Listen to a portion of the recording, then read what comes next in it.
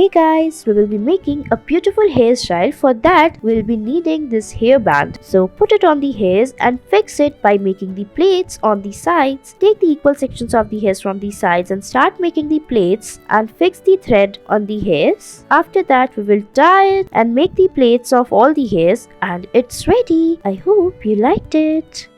Next, we will tie the ponytail on one side, tie the hairs, fix it, fold it upward, and it's ready.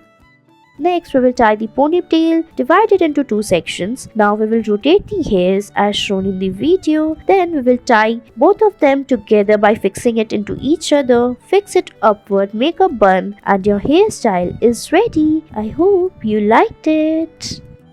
Next, we'll be making a beautiful hairstyle. For that, we will fix the hairs using the fingers and make a bun. Now fold the hairs and fix it using a hairpin, and your hairstyle is ready. Thanks for watching. Bye.